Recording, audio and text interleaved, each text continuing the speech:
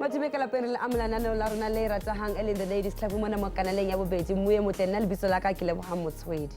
And my name is Belen Kirtley. Greetings to you all at home. It's so good to be in your company. We thank you for tuning in as we chat about trailblazers and game changers when it comes to women's sport. And I'm particularly excited about today's topic, all about ultra-distance road running. You're welcome to join in the conversation. It's so easy on social media. Across all platforms, hashtag The Ladies Club. On Twitter, the handles at sports at SABC, at Lebo Motswedi, at Belen Kirtley. That's also where you can get involved and in touch with us. And of course, our topic today focuses on women who are breaking down gender barriers in sport management. Even with the advancement that women have made, though, throughout history, very few women have really risen to the top of sports organizations. And this is very clear, an indication that the battle is not over just as yet. Today, Buale, a leading lady who's in sport, who has managed to break down those barriers and has found her place in the very male-dominated sporting industry.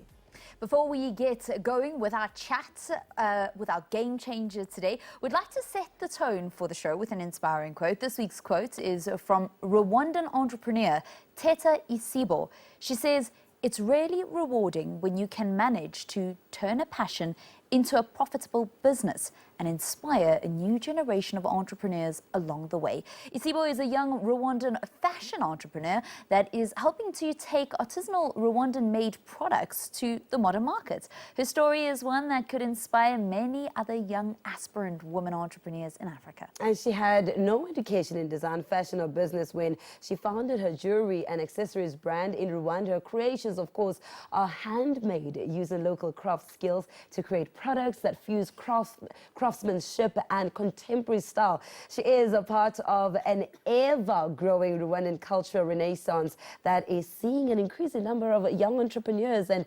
trendsetters propelling the country to the next level. She is definitely going places, and it is one to watch for the future. And really, just looking at her quote about using your passion into profit. I love it. I absolutely love it, because it's basically what, I don't know if it's what we do, but what I always say I do. I want it to be fun. And if it's fun and I'm passionate about it, for some reason, everything else will happen around it. It is something that is quite difficult to do, easy to say, to turn your passion into something that's profitable. But I love it, and it reminds me of that thing that we learned when we were a lot younger, isn't it? That find something you love and you will never, ever work a day in your life. We're about to go on a quick break, but before we do, let's take a look at what's making the news waves when it comes to South African women's sport. South Africa's Caster Semenya is once again free to run in the 800 meters without having to take medication after the Swiss Supreme Federal Court ordered the IAAF to suspend the testosterone regulations, and there was a little bit of back and forth. But anyway, she went and ran in the Prefontaine Classic, and she ran the fastest time on American soil, beating second place by over 2 seconds. An absolutely phenomenal performance from Caster Semenya once again. And you can just see she's running with such determination, such anger and such passion. Absolutely. She is supported by the World Medical Association at the moment, which has declared the IAAF regulations to be contrary to their basic ethical principles, and will surely be keeping our eye on these developments in the future. Game changer ya rona mona mo the TLC.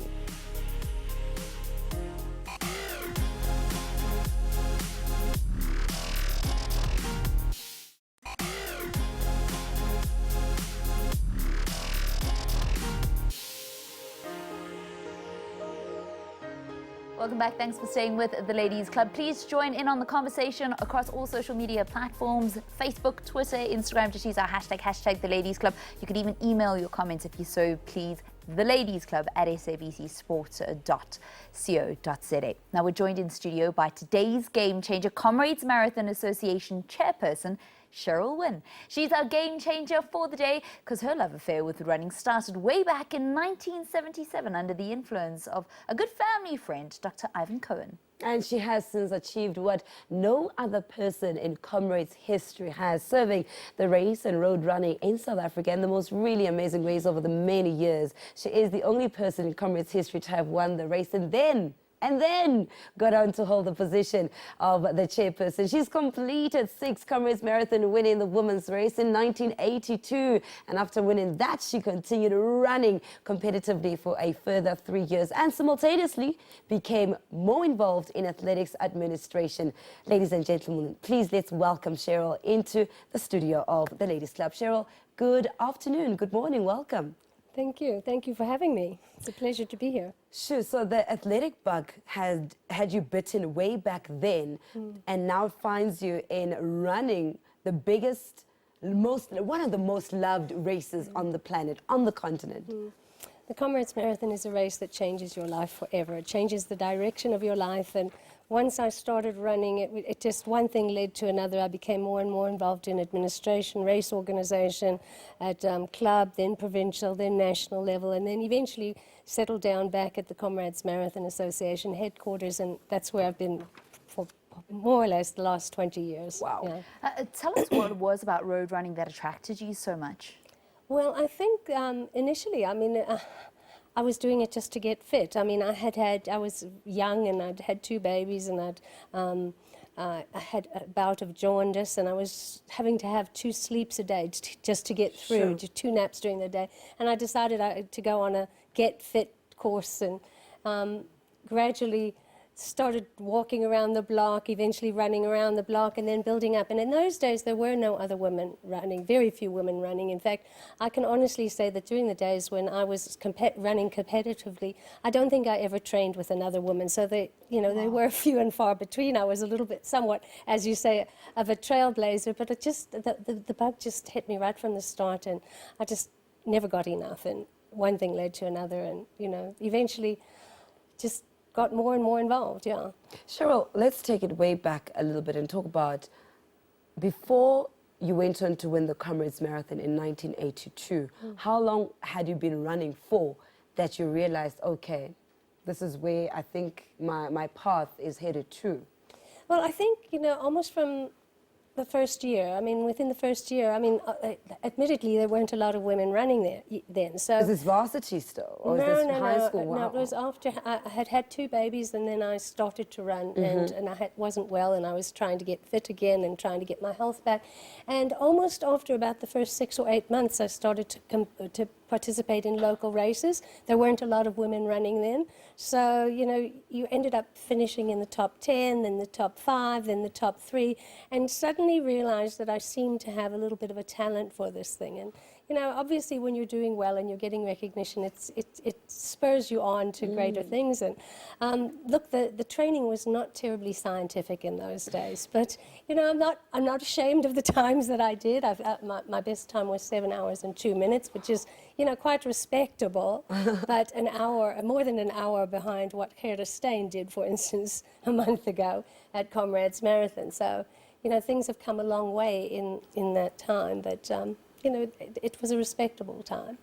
Like you say, you were one of a few women that were actually running at the time. You didn't really have other women to lean on. How instrumental was your husband Mick in your road running journey, and specifically when it comes to Comrades Marathon and competing there?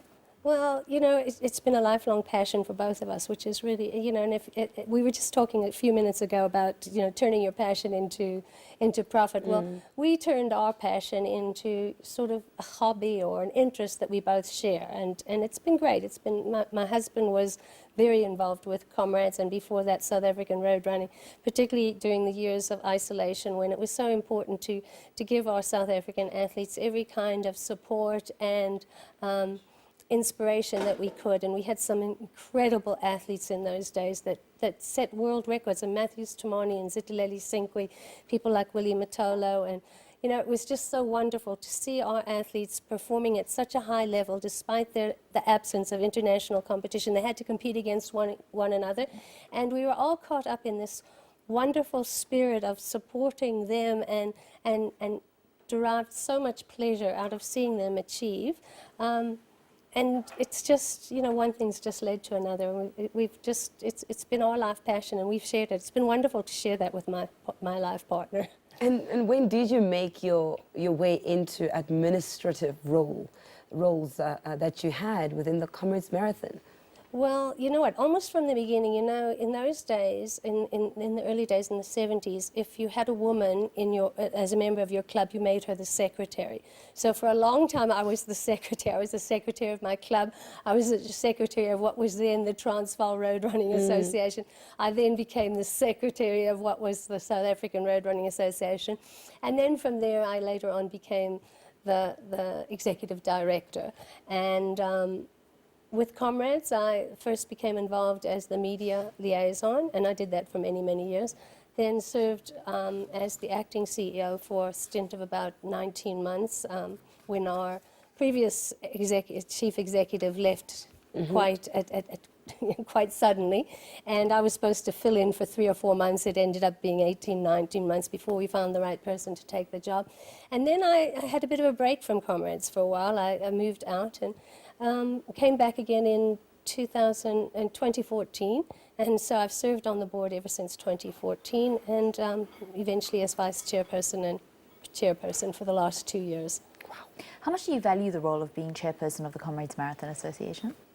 When you say value, it's not something that I necessarily aspire to. It's a responsibility that I take very seriously because it's a phenomenal responsibility, and it's an event that means so much to so many people, and to me it's a humbling experience to be able to take on that responsibility, and I'm very, very mindful of just what it entails. And how challenging is that role?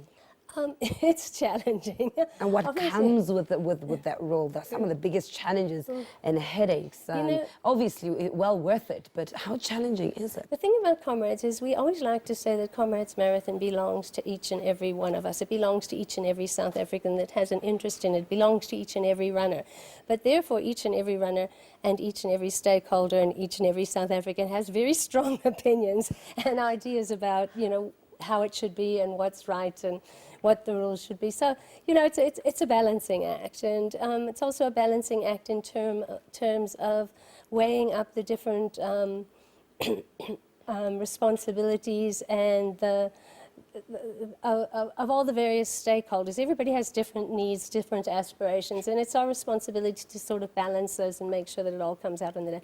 We have 6,000 volunteers on race day. The magnitude of putting this event together over 90 kilometers between 2 cities and changing the route from one year to the next. Every year we start from scratch again because, it's amazing how much it moves on in a period of 2 years. And so it's really, it's huge, it really is. And so many things can go wrong. When you're organizing a sport that's organized within the confines of a playing field, you know how many officials you've got, you know what the boundaries are, you know what the rules are. Comrades Marathon is just, it's changing all the time. On race day, all you're doing is putting out fires. 100, maybe 1,000 little things go wrong, and we're putting out those fires all day long. And as long as the public doesn't see it and the runners don't feel it, that's great. We feel that we've won. And the Comrades Marathon Association is, like you say, it belongs to all runners, and there certainly is this sense that there is ownership by all South Africans for this great race. It's also an organisation which has lifted up some great women. Yourself as the chairperson, and your GM is also a woman, a former colleague of ours, Coletta Tutelhanyo. So it seems as if it's also a very diplomatic organisation. Well, it's just been wonderful. I mean, at the moment we have three women on our board, sitting on our board of 9, plus Coletta. And for a long time I've been the only woman. It's so wonderful to be surrounded by other women. And Coletta has been honestly like a breath of fresh air to have a female general manager. We work so well together. And what I've found is, I just think women have a slightly different approach to men. If we talk about something today, tomorrow morning Coletta will action it. And that's what. It's a totally new experience for me. In the past, we talk about things and it goes on to some man's list the next day and he decides where the priority is. I'm just finding it fantastic working with a woman. She's full of energy, full of excitement. She's loving the role, and she's settled in Pietermaritzburg, which is really great because it's quite a big thing to come from the big city and then move down into KZN, but she's settled in nicely. She's happy, we're happy. And we're very excited about where we're going in the near future. Of course, we've got our 100-year celebration coming up in 2 years' time. And just a few years after that, we will be staging the 100th Comrades Marathon. So we've got 2 really big events coming up in the future. And there's just such a demand for this race. So, you know, it's the oldest, the largest, and the most competitive ultramarathon in the world. It's you know, we had over 2,200 entries last year, which was a down run, which tends to be a little bit more popular with foreign entries. I meant 2,200 international entries. This year we only had 1,800, and it was interesting because we have this set of 24 international ambassadors, and we asked them, was it the difference between an up run and a down run, and which we just naturally assumed, and they said no, it's actually the excitement of that 100 years celebration that people are holding back, because of course it costs a lot to come, you know, to take a trip all the way out here to the tip of Africa. And you know, it's just wonderful to know that people are overseas are already thinking in terms of our big celebratory years. Sure, I know some exciting things that took place this year, the likes of the women's seminar, because you're talking about the incredible women that surround you within the organization. And I had the honor to host one of those. So I want you to ponder on that, because I want to find out the reason why you had the women's seminars this time around and inviting the various athletes to be part of that. But before we go to a quick break, let's also take a look at what's happening in the news, looking at the Scottish sports writer Maria Gordon, who believes that while many organizations still drag their feet, interest in this year's FIFA Women's World Cup shows that women's football is finally gaining respect. Yeah, football has always been more than a game. It's a religion to some, a purpose for others. And it's what makes people smile and reduces others to tears. So very good to see that the FIFA Women's World Cup is on the rise and women's football is on the rise. Do stay with the Ladies Club. We'll continue our conversation with our game changer after this.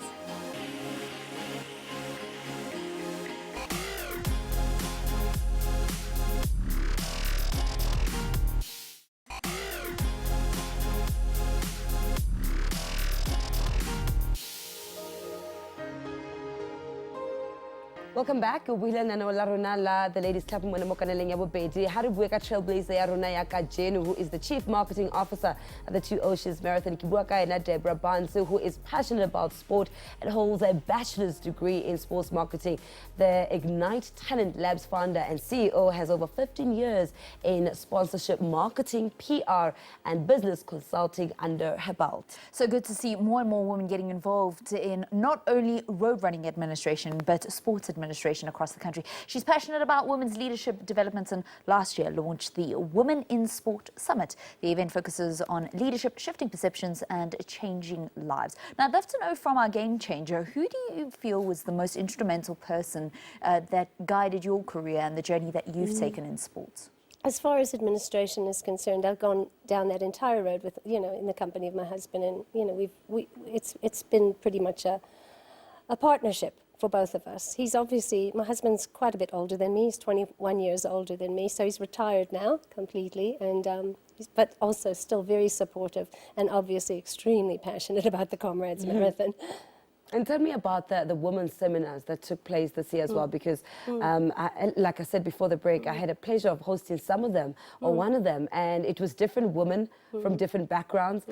Others were novices, they'd never done Comrades and they were doing it for the first time, and you had professional athletes that were there as well, just to offer a little bit of a shoulder and guidance. So what was the reason behind those as well? Well, we think it's really important to increase obviously our women's participation.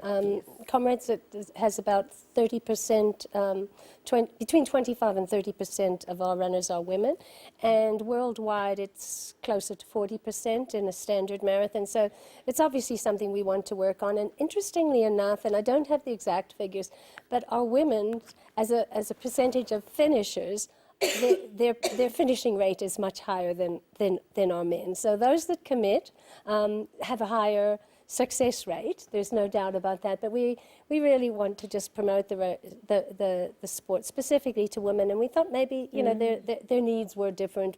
It's something we're experimenting with. We're playing around with the formula for those women's seminars. They've been on the go for about 4 or 5 years. This year we had 4 in each of the main centres, and we bring out, as you say, some elite runners hopefully inspire. And we have our Comrades Marathon coach who speaks, you know, and is able to address specifically women's needs and their questions. And yeah, we're going to probably tweak it a little bit more for next year, because we would certainly like to attract greater numbers at those women's seminars. That's been our only disappointment, is the numbers have not been what we would have liked to see. What's been really great over the last couple of years is seeing the elite women's ultra-distance running just on the rise. And it's come from the likes of Caroline Visman, Shanae Bosman, and then this year's phenomenal run from Gert de Steen. And it's just wonderful also that it's now getting equal coverage, which is really fantastic. And that's really where, you know, where it's at, and that's where we need to be with women's sport. I'm so excited about the Women's World Cup at present in France, and it's just so exciting to see the women getting that kind of coverage. But Gerda's race at the 2019 Comrades Marathon, it was just phenomenal. You get one of those in a lifetime. I was personally lucky enough to see Frith van der Merwe have a similar run back in 1989, where she finished 15th amongst the men, and Gerda this year with her 17th amongst the men. In Frith's day, that we had approximately 10,000 runners. Now we have 20,000. So in actual fact, that 17th position was probably an even more outstanding performance than Frith's, which was on the down run. But yeah, two great South African runners that were able to break that incredible 6-hour barrier. Really, I think it was as near to perfection as you could possibly hope for, was Gerda's run this year. So what can we expect for the 100th? It's the 100th anniversary of the race, because obviously it started back in 1921 when Vic Clapham hosted the very first, but it's not actually the 100th running of the Comrades Marathon. Yeah, the 100th running will only be in 2025, because during the Second World War the race was suspended for 4 years. Yeah, it'll be a special, obviously a very special occasion. We're hoping to be able to grow the race substantially. We had 34 runners in 1921, and it's a pipe dream of ours to be able to accommodate up to 34,000 runners, either in 2021 or in 2025. Thank you so much, Cheryl. It's been wonderful having you on the Ladies Club today. Thank you. Cheryl, thank you so much. It's been a pleasure. Looking forward to next year's race. Thank you so much. All right. Lovely to be here. And that's all we have time for this week. Thank you for spending that time with us. You definitely are welcome to send through your ideas, trailblazers, stories, women in sport that inspire, even those you don't like, perhaps, but you would want to hear more from them, and perhaps change your mind, explore, discuss, and communication is always key. Go through to our social media platforms and let's continue the conversation there. Until we meet again, remember that greatness is never given, it's always earned. From myself, Valen, and the whole team, bye-bye.